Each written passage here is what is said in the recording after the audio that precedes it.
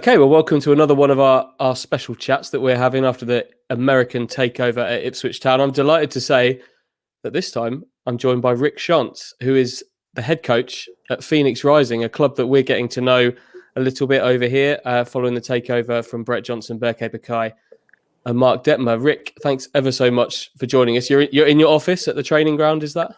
I am. Just got in early this morning and happy to talk to you.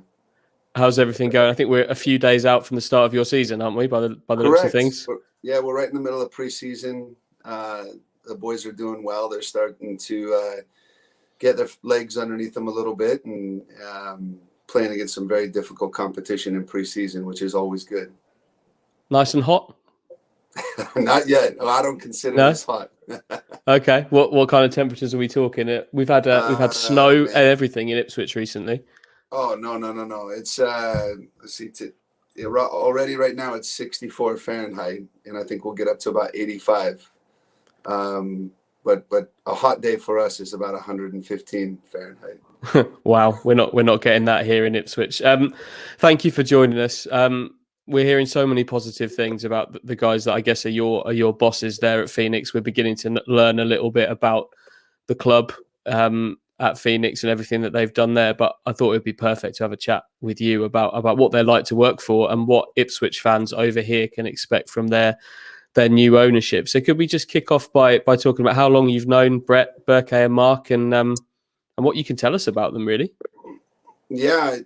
So I've been with Phoenix Rising for 4 years. Originally came as an assistant coach to Frank Yallop. I'm sure you guys know well. Frank and I had known each other for about 5 years. I was working in Tucson for a lower division club, but I was also running the Major League Soccer preseason event and got to meet a lot of people. And at the time, Arizona United didn't have the greatest reputation. Things weren't going very well. The club wasn't spending a lot of money on players, but they hired Frank and he was looking to kind of build the club up. So the new owners came in, and that started with Brett, and then he brought Berke and Mark Detmer followed suit.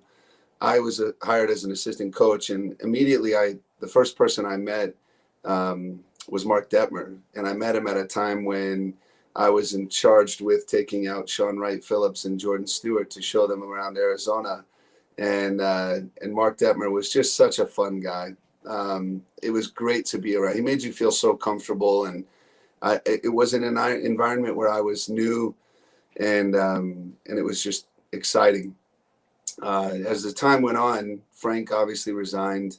I was the interim for a bit. Patrice Carteron came in, and I think we saw from Berke, Brett, and from Mark more of a, hey, this is not just a toy. We want to win. We're competitive.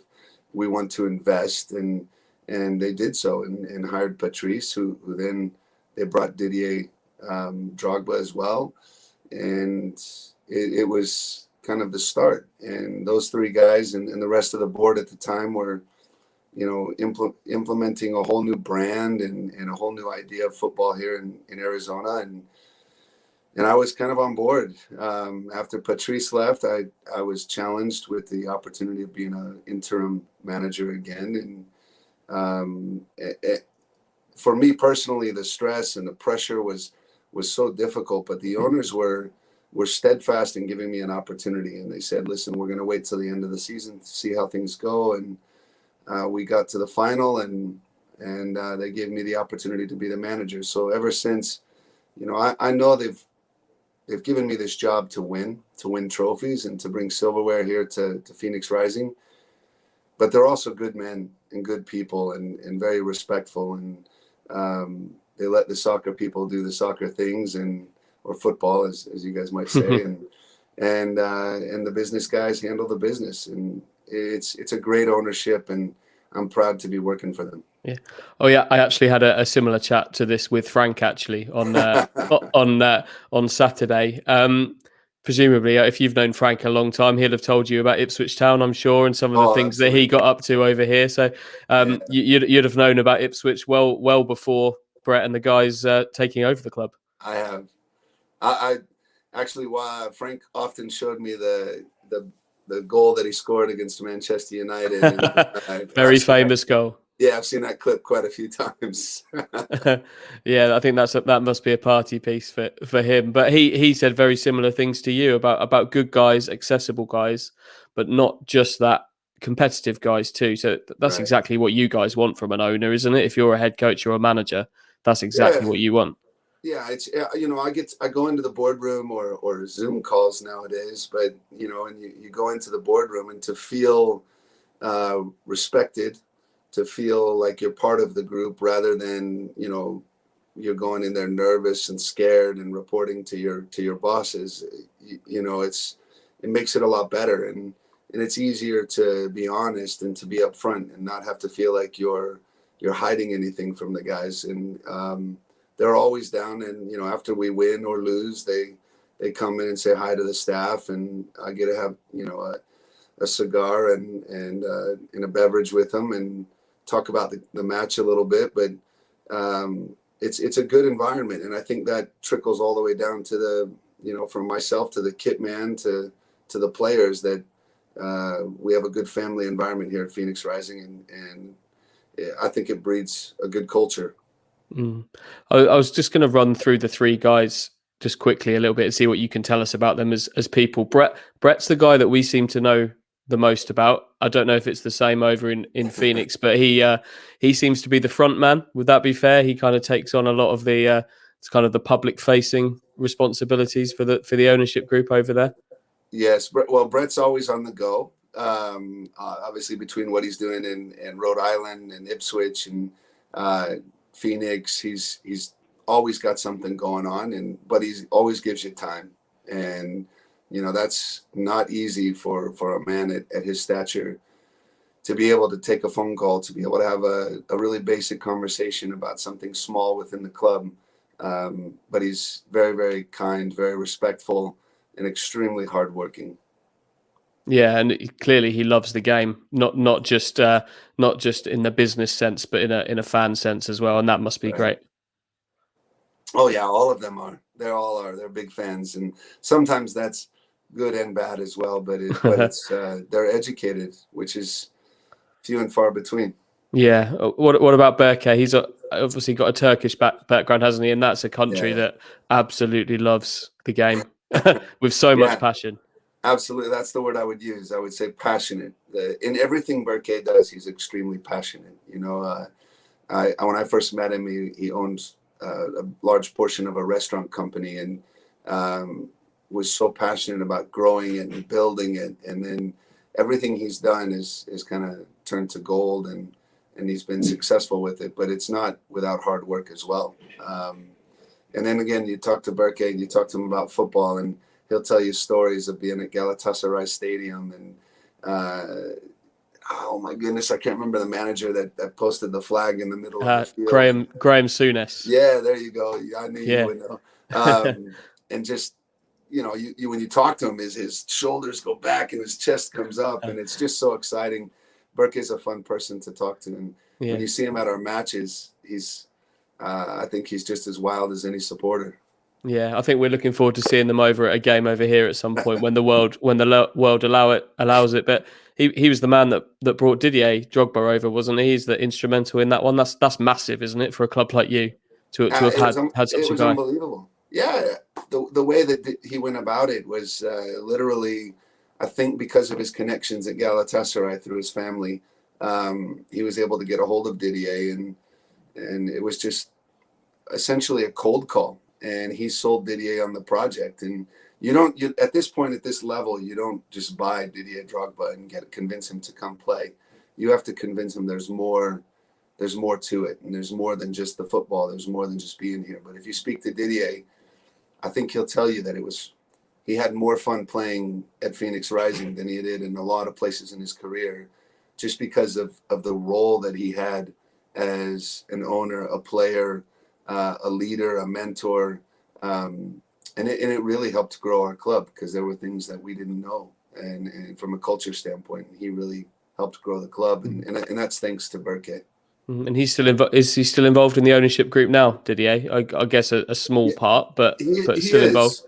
He is, and Didier is. I reach out to him, once a month or so, and often we talk, or he's just going to keep tabs on what he's doing. I mean, he's a man of the world, and really, really doing some big things, and it's just an honor to have been able to coach him or manage him. And I often say I was his manager, but he was doing more teaching than I was, and um, I respect him for that, and I respect him for the relationship that we had. But it's also thanks to Berke, because Berke enabled that opportunity for us. I think Ipswich aren't going so well at the moment. There's a thought that maybe Didier could still do a job, even in his early 40s now for Ipswich. He still had it when he was with you. I've seen some great goals that he scored with you. He every day, even at his age, he did something that I hadn't seen on a pitch before, and free kicks, set pieces, unbelievable. His technique and his quality for a man of his size is just. We all know. Everyone's seen him, with Chelsea and the big clubs that he's been at, and what he's been able to do. But I got to see it in person, and I bet he would try. I know he would try. You never know. Berke might twist his arm. But what about Mark Detmer? I think he's probably the one that we know maybe the least amount over here at the moment. What did he bring to your club and still brings to your club right now? Right.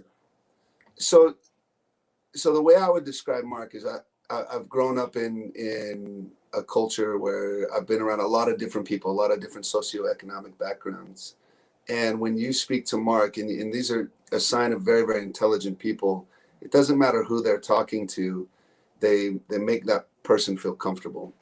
And, he can be in a business meeting in the most difficult negotiations, and you look at him and you're like, wow, I didn't even know this person existed. And he's hard-nosed and going after it, and then can turn to you and have a good joke or anecdote that makes you feel like, oh, wow, he's just such a fun person.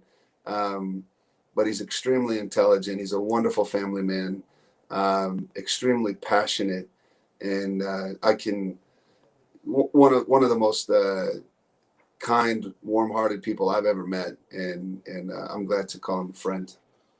How have these guys changed your club for the better? It seems like they've completely transformed your club. You've got a new stadium that looks like it's nearly ready to go. It seems like a pretty rapid turnaround that they've managed to help achieve here. Well, it's many people think at a football club in England it's far more superior and experienced than we are here in the US. But you think if you just come in with a bunch of cash that it just happens, and that's not so, because you can put a lot of money at something poorly, and all you have is a bad investment. These guys, not only did they bring capital, but they brought their time, their commitment, their desire, their willingness to work hard. And when they made decisions, it wasn't like things waited around for weeks and months. I mean, the first stadium they built was in 52 days. And I think this one I'm going to say is about 90 days or so, but it's twice the size. And they've added a new training pitch. It was unbelievable. Once they decided we were doing this, we were just finishing up at the old facility, finished the season in COVID. Everything was sad and depressing. And they were, these guys had tractors moving dirt here at the new facility. It's amazing what they've been able to accomplish. That's going to be music to Ipswich ears, I think, because one of the key criticisms of the last few years and the previous ownership at Ipswich is how slowly things happen. It sounds like these guys know what they want, and they know that they need to do it quickly as well, and aren't scared to kind of dip their toe into things quickly that they think might work. Would that be fair? They're definitely not afraid of risk, and what do they say? Fortune favors the risky, and these guys know they're good businessmen. They're smart. They've done well in their fields, and now they've all come.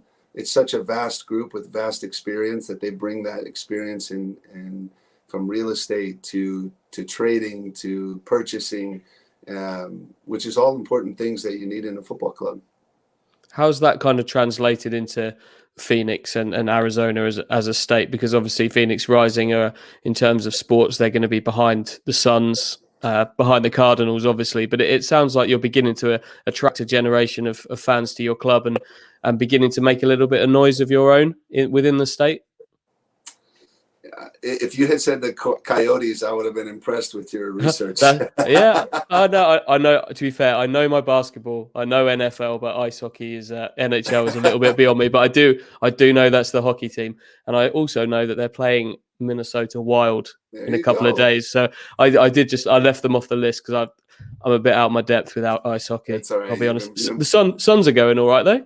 Yeah, great year for them. It's a big deal. I'll tell you what's been awesome is probably through our ownership in their direction, the front office has built a good relationship with the Diamondbacks, the Suns, the Cardinals, and the Coyotes. And so here we've always kind of felt like rather than go in and try to compete and have a bad relationship with them, it would be far better to support them and to get our fans to support the Suns and in turn, I think what we've seen is the Coyotes, the hockey group, it's a similar style of fan, a football fan and a supporter, an avid supporter. When you go to a hockey match, it's a similar environment at times. And we've noticed that many of our fans have they go to Suns games together. They go to hockey games. They go to the Cardinals games and vice versa.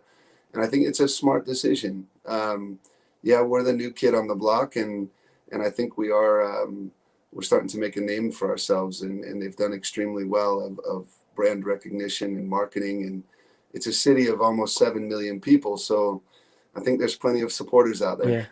Yeah. In terms of brand recognition, I think we need to ask you to have a little word with Brett and Berke about getting some Phoenix Rising merch, some shirts and stuff over to Ipswich. Because if they could set up a little corner in the club shop, I think you'd sell a few over here at the moment. There's definitely an appetite for your club in Ipswich. So you never know. Give it a few weeks, there'll be some Phoenix Rising shirts in the stands at Portman Road here. So hopefully it can benefit both clubs that way. Yeah, we would love to get some Ipswich jerseys as well. And I think that's what it's all about, right? It's the world's game. Have they spoken to you much about this new venture of theirs over in Ipswich? Have they told you their plans and things like that? No, not too much about the details. I think they were, I've been very focused on our team, very focused on preparing for our season, and probably out of respect for what I'm doing and here, I wasn't given a lot of information. Obviously, when it came through, I had a lot of questions and I was excited. I said, hey, as soon as our season is finished in November, we're getting a trip over to Ipswich for a game and watch the staff and learn and become a better coach. And they were excited that I think that's our approach here. Our staff is excited just that we feel like the family's growing. Yeah, that sounds great. Well, the current Ipswich manager is Paul Cook. He's only been in the job for 6 weeks or so, and I think this is going to be a time of real change for him. Hired by one owner, and now he's going to be working under another. But what would you, if you were sat down with Paul now, what would you tell him about these owners? They're willing to listen. I often, and I'm sure he's a smart man, and you have to do your homework when you have an ask and when there's things that you want, and that if you present a good case and you're fiscally responsible and understand what there's a bigger picture, they'll do whatever they can to help you, and they want to win just as bad as you do as a manager. So that's always a good thing. You can start there, and if there's that common ground exists, then we'll be able to figure things out and do what's right for the club. They've already made some big moves as well in hiring a chief executive over here, taking him from a level above.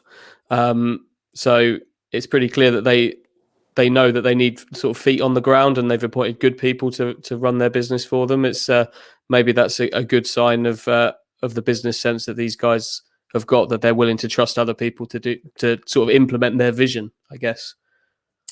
Yeah, it's the front office here it's so important. The general manager, Bobby Dooley, and myself we probably talk 6-7 times a day. And he runs the ticketing and the sales and the merchandise and the social media and the advertising. He runs all of that. So I'm aware of it, and I do what I can to help him.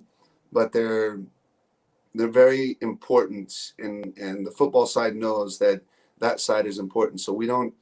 I've been at a lot of clubs, and I've seen a lot of clubs where the front office and the football side don't get along, and that's a recipe for disaster. So I think it's a smart move to bring in someone with experience on the executive side, and because if the front office and the supporters are there, and everything else in the social media world is positive, then I think that the football side just can concentrate on football. And once it's all up and running, I think you guys will be fantastic.